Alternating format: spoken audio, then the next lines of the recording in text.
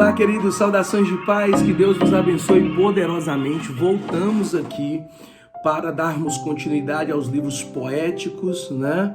E voltamos para essa pérola que é falarmos sobre Eclesiastes, né? Como eu disse para os irmãos na aula passada, nós vamos tentar reduzir o máximo possível para ficarmos um tempo menor, para que você possa, diante do período que ficamos sem termos aula, que você possa alcançar todo esse conteúdo, mas de uma forma pontual, tá bom?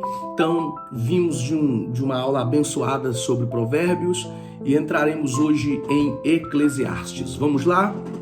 Eclesiastes, vamos começar orando ao nosso Deus. Senhor Deus de Abraão, de Isaac e de Israel, nós pedimos ao Senhor que o Senhor possa nos cobrir, sim, com a tua sabedoria, nos dar o entendimento, para que nós possamos transmitir a tua palavra e para que possamos ser abençoados para a honra e para a glória do teu santo nome. Nós oramos em nome de Jesus. Queridos, você que está com a apostila, é a página 95 da sua apostila, tá bom? Página 95 da sua apostila, livro de Eclesiastes. O autor é Salomão, a data é por volta de 935 a.C. O tema é a busca por algo verdadeiro e de valor nessa vida, né? Palavra-chave: vantagem, vaidade, debaixo do sol, aflição de espírito, né?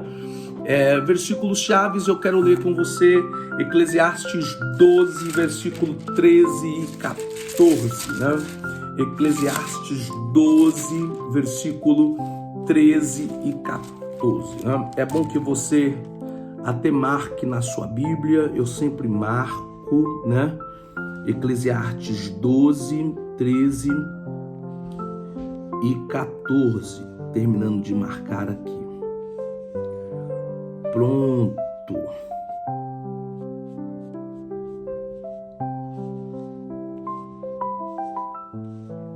Que diz assim, ó: de tudo o que se tem ouvido, o fim é: teme a Deus e guarda os seus mandamentos, porque este é o dever de todo homem.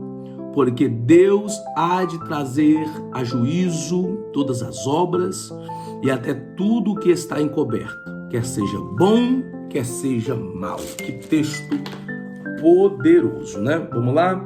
Eclesiastes é um livro diferente dos demais livros da Bíblia, principalmente os do Antigo Testamento.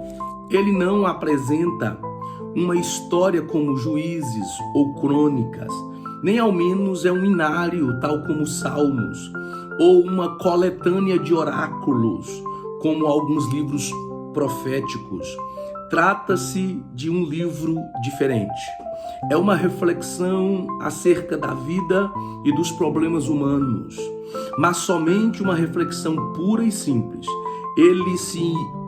Não somente uma reflexão pura e simples, ele se envolve tanto com os problemas humanos que alguns chegaram até a dizer que essas reflexões foram feitas por um homem que não conhecia a Deus em sua plenitude. Então, ele fala tanto dos problemas humanos, do seu envolvimento com a vida, das dores da vida, das perplexidades da vida, que muitos chegam a dizer que quem escreve esse livro não teve um relacionamento com Deus, não conheceu a Deus, mas a gente vai ver que não é nada disso. O final do livro vai falar profundamente sobre as frustrações deste Salomão. Houve mesmo quem dissesse que ser o seu autor um incrédulo da vida após a morte, pois não menciona nenhuma vez sequer. Eclesiastes é fruto de um movimento de sabedoria que influenciou a fé em Israel. A partir do reinado de Salomão, ao assumir o trono, modificou o conceito de reinado até então existente em seu país. Saul e Davi exerceram um governo do tipo semita, em que o rei é um conquistador.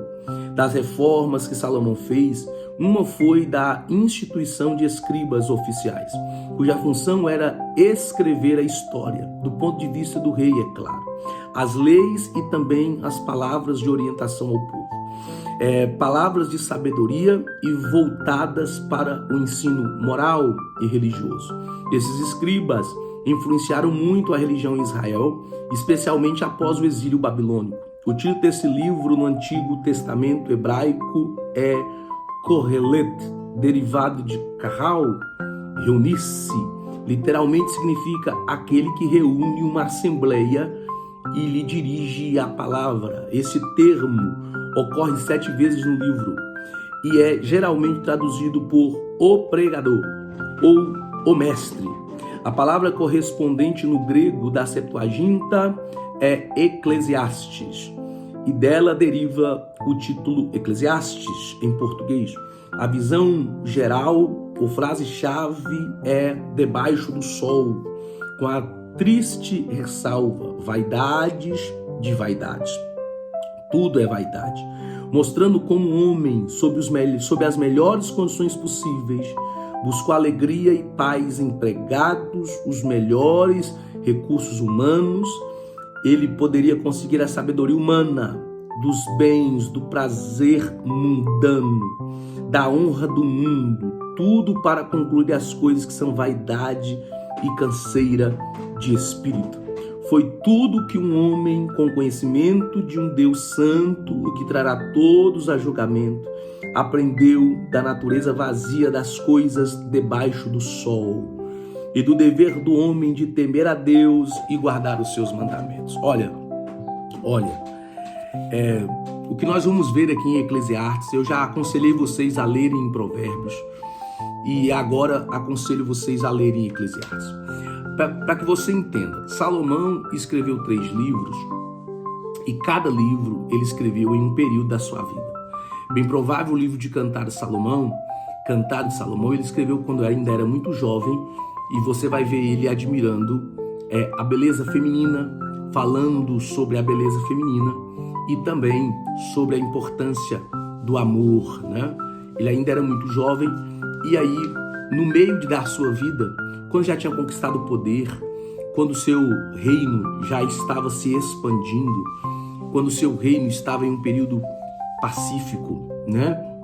E ele tinha chaves de sabedoria para a prosperidade, ele escreve Provérbios, né?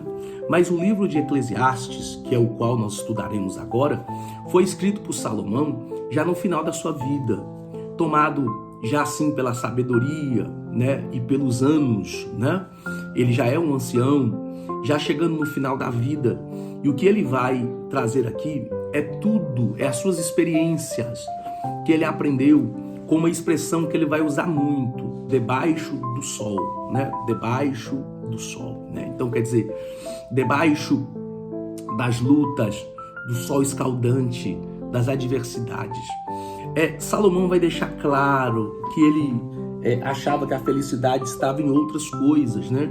E que ele, conquistando essas coisas, alcançaria a felicidade, as riquezas, o poder, muita gente ao seu serviço, as mulheres que ele quis ter. Mas ele percebeu que tudo isso era vaidade, né? Vaidade, ou vaidade de vaidades, né? Tudo era vaidade. Então, ele vai falar das suas frustrações no decorrer do livro e da sua experiência de que o que vai restar para o homem é o temor ao Senhor. Ele vai deixar isso claro no final do livro. Quem lê os primeiros capítulos até acha que é um descrente, mas no final do livro ele vai deixar claro. Nós lemos aqui o versículo 13, versículo 14 do capítulo 12. De tudo que se tem ouvido, o fim é: teme a Deus e guarda os seus mandamentos. Então, ele vai perceber que nada adiantou, nada preencheu o vazio do seu coração e da sua alma. E o que ele precisa ter realmente é o temor do Senhor. O nome do livro, né? O nome do livro veio da Septuaginta, que é a tradução grega, né? Que lá é Eclesiastes, né? Que é da onde se deriva o nosso Eclesiastes aqui. No hebraico, a palavra é kohelet, que se deriva de kahal, que quer dizer reunir-se. Então, literalmente, significa aquele que reúne uma assembleia e lhe dirige a palavra, né? Então, aquele que reúne com pessoas e ele tem a palavra para falar, ele dirige a palavra, né? Então, literalmente, é um pregador, né? É um mestre. Então, vai ser muito comum você ouvir o livro sendo tratado como o pregador, né? O livro de um pregador. Isso é Eclesiastes, né? Um pregador, ok? O pregador. O autor, a obra inteira, portanto, é uma série de ensinos por um orador público bem conhecido. Crê-se geralmente que o autor é Salomão. Embora seu nome não apareça no livro, como em Provérbios e em Cantares, vários trechos, no entanto, sugerem sua autoria. O autor identifica-se como filho de Davi, que reinou em Jerusalém. 2. Faz alusão a si mesmo como o governante mais sábio do povo de Deus, Eclesiastes 1,16. E como o escritor de muitos provérbios, Eclesiastes 12,9.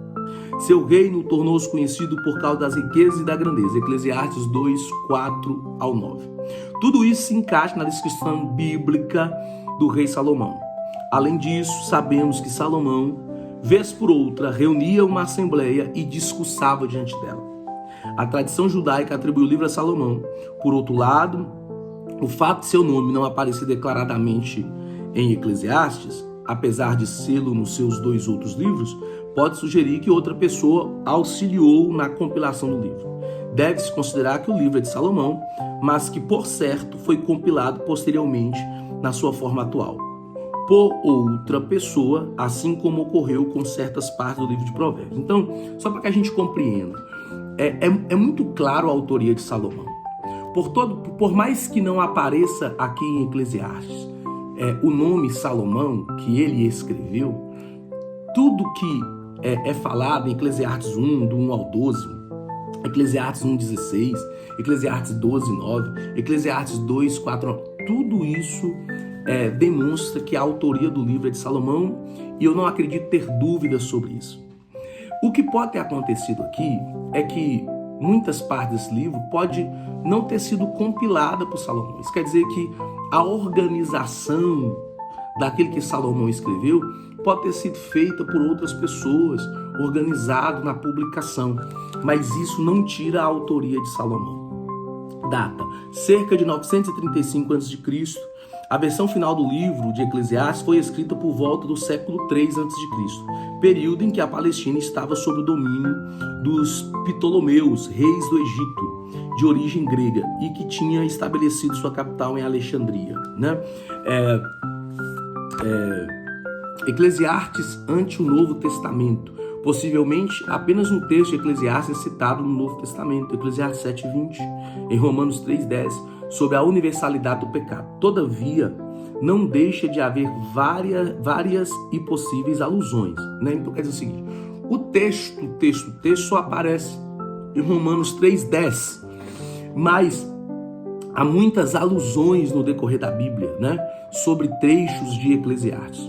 A conclusão do autor quanto à futilidade da busca de riquezas materiais, Jesus reiterou quando disse que não devemos acumular tesouros na terra e que é estulícia alguém ganhar o mundo inteiro e perder sua própria alma. Então, quer dizer, a mensagem, ainda que o texto não apareça como está em Eclesiastes, a mensagem que Salomão transmitiu, ela também aparece nos ensinos de Jesus, né? De que nós, humanos, buscamos adquirir as riquezas da terra para encher o nosso ego, mas que tudo isso é vaidade. Não adianta nós ajuntarmos os tesouros da terra e perdermos a nossa alma. Então Salomão, em Eclesiastes, ele trata muito sobre isso. Um homem que buscou ter todas as riquezas do mundo, mas que vivia uma vida de angústia, de aflição, chegou no final da vida sem alcançar o que queria alcançar, né? a vaidade daquilo que foi experimentado. Capítulo 1, tudo é vaidade. O capítulo 1 tem duas partes. A primeira trata da ideia materialista da vida. Deste ponto de vista, a vida não oferece nenhum motivo inspirador. É por demais monótona e acaba no completo esquecimento. Capítulo 1, versículo 11. Os versículos restantes tratam da sabedoria filosófica e dos fatos da experiência. E aqui o escritor declara que tanto a ciência como a sabedoria são enfado e tristeza. Eclesiastes 1:2 expressa o tema do livro, isto é, todos os empreendimentos humanos na terra não têm sentido nem propósito quando realizados à parte da vontade de Deus, fora da comunhão com Ele e da sua obra de amor em nossa vida. O livro também salienta que a própria criação está sujeita à vaidade e à corrupção. Então, quer dizer, Salomão vai deixar claro sobre as vaidades da vida, sobre que muitos de nós só queremos construir isso, construir as coisas para a vaidade. A gente só quer ter um bom carro, muito mais para mostrar aos outros do que para satisfazer a nossa vontade. Muitos de nós temos uma casa muito bonita, muito abastada, mas nós não desfrutamos dela, né? Tudo é vaidade. E o que Salomão vai deixar claro é que nada disso satisfaz se isso não for debaixo de uma vontade de Deus, né? Se eu não estiver cumprindo o meu propósito em Deus, tudo isso é vaidade, não vai trazer satisfação. A pessoa vai comprar um carro hoje e daqui a alguns meses ela vai querer outro carro, porque não é a respeito do carro, é a respeito daquilo que ela carrega dentro dela, das suas vaidades, dos seus desejos, ok? Capítulo 2 fala sobre os prazeres e as riquezas não produzirem felicidade. Salomão vai descobrir, ele teve tudo na vida, mas nada disso trouxe felicidade. Em Eclesiastes capítulo 1 e 2, o rei fala pela experiência, e em 3:1 e a 9:16 por observação. Então, ele fala pela experiência e fala pela observação. Na primeira parte, ele declara que a procura da ciência, do prazer, das riquezas, dos bens da vida em geral, é tudo em vão. O prazer, e eis que tudo era vaidade. Eclesiastes 2:1 ao 11. Salomão relata como ele experimentou o prazer, as riquezas e as recreações culturais na busca da satisfação e do prazer. Porém, nada disso lhe proporcionou a real felicidade. A insatisfação em seu viver continuou. Somente em Deus e na sua vontade pode o ser humano encontrar paz, satisfação e alegria permanente. Então, quer dizer, ele descobriu, o capítulo 2 demonstra que tudo que ele quis ter, tudo que ele quis conquistar, todas as riquezas, tudo ele conseguiu, mas ele descobriu que nada disso traria a felicidade para ele. O capítulo 3 fala sobre o tempo próprio das coisas, né? Deus tem, há um tempo determinado para todo o propósito debaixo dos céus. Então, aqui fala das ansiedades da vida, né? E de que há um tempo determinado para tudo, um tempo de nascer, um tempo de morrer, um tempo de plantar, um tempo de colher, né? Um tempo de chorar, um tempo de sorrir, um tempo de prantear, um tempo de saltar de alegria. Há até um tempo de abraçar e um tempo de deixar de abraçar, né? Eu amo o capítulo 3, né? O questionamento sobre o tempo da vida, né? O capítulo 4 fala sobre os males e as tribulações da vida. Podemos com vantagens contratar o pessimismo de Salomão, o homem mais sábio e rico do seu tempo, com a satisfação do mais humilde crente que na sua simplicidade vive cada dia confiando na graça divina e em tudo da graça, porque conta haver algum lucro espiritual, mesmo no meio de prejuízos materiais. Isso aqui é tremendo, irmão, né? Salomão tem tudo, mas ele se demonstra desgostoso. Esse homem sábio, esse homem rico, ele alcançou tudo, mas ele é desgostoso. Em contrapartida, um crente simples, porém fiel a Deus, ele vive tantas frustrações, mas ele vai dormir à noite debaixo de oração, e no outro dia, quando ele contempla a provisão de Deus, a ação de Deus, ele vê aquilo como um milagre, como resposta à sua oração, e isso traz sobre ele a felicidade. Ele descobre que a confiança dele está em Deus, e que ainda que ele não tenha tudo o que ele queria ter, ele tem visto o cuidado de Deus, né? Ele tem visto o quanto Deus tem cuidado dele. Essa sabedoria do capítulo 4 de Eclesiastes me chama a atenção a partir do versículo 9, quando ele diz assim, melhor é serem dois do que um, melhor é serem dois do que um. Especialmente quando há entre eles simpatia, tolerância, apreciação mútua, altruísmo, cooperação, identidade, interesse. O companheirismo tem muitas vantagens, pois Deus não nos criou para vivermos isolados uns dos outros. O que eu quero dizer? Há um contraste aqui de um jovem sábio e de um jovem que, encontrando a sabedoria, entendeu que não consegue viver só. Este contraste entre um jovem sábio e um rei velho, insensato, que rejeita conselhos, demonstra quão lastimável é quando um governante torna-se arrogante e fica sem condições de ser líder e servo do seu povo. Não, quer dizer, quando a arrogância toma conta de um líder e ele não ouve mais ninguém, ele não ouve conselhos, ele fica insensato, né? Ele não desce do pedestal. E aí, esse sentimento de estar só vai fazer com que ele tome decisões erradas e terríveis. Em contrapartida, o versículo 9 fala: é melhor serem dois do que um. Se um cair, o outro ajuda a levantar. Nas noites frias, um esquenta o outro. Se o inimigo vier contra um, os dois juntos o resistirá. Um cordão que tenha 3 dobras não se quebra depressa. Então, quer dizer, Salomão fala da importância de ter alguém do seu lado. São conselhos práticos para você não viver uma vida só. Conselhos práticos para você valorizar a pessoa que Deus colocou do teu lado, né? O capítulo 5 tem vários conselhos práticos e eu quero citar alguns aqui que são importantes. Por exemplo, guardar o pé, andar prudentemente, com respeito e reverência. Convém chegar para ouvir, porque Deus pode falar-nos mediante o sentido de algum hino ou pelo ministério que Ele dá para a edificação de sua igreja. Olha aí, não abrir a boca precipitadamente, lembrando que na casa de oração fala-se diante de Deus. Deve-se estar com reverência à casa de Deus, Eclesiastes 5:1, e não com desrespeito. Voto é uma forma de promessa solene diante de Deus, que deve ser cumprida. Quem fazer voto tem que cumpri-lo, né? É melhor não fazer o voto do que fazê-lo e não cumpri-lo, né? Buscar os prazeres do pecado depois de fazer tal voto a Deus atrai a si a ira e o juízo de Deus, pois significa que aquele voto era realmente mentiroso.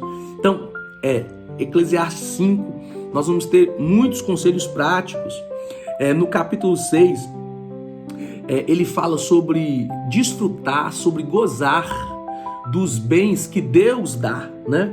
Aqui lemos do homem a quem Deus deu riquezas e bens, né?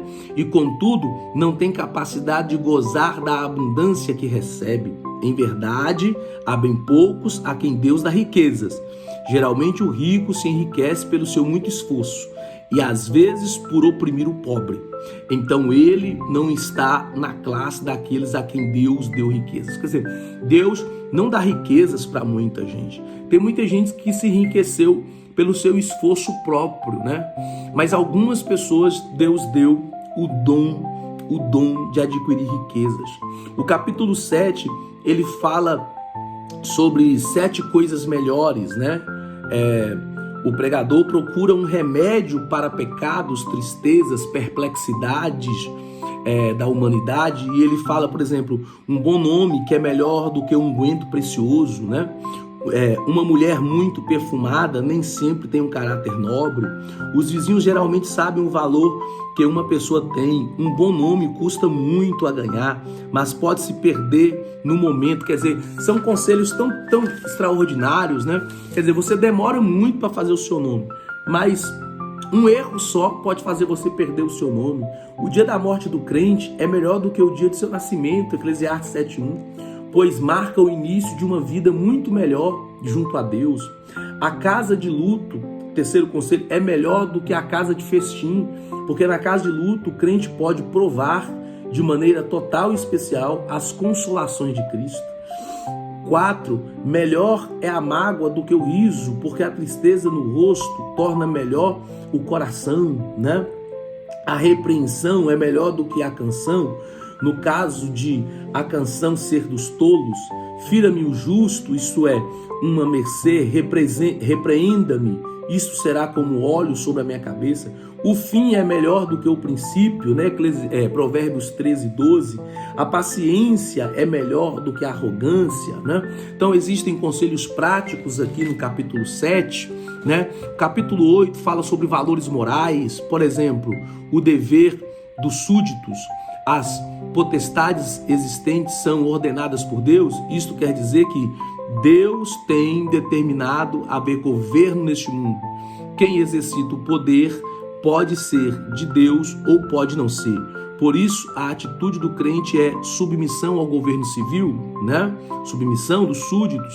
O destino dos tiranos, Eclesiastes 8, 6-8.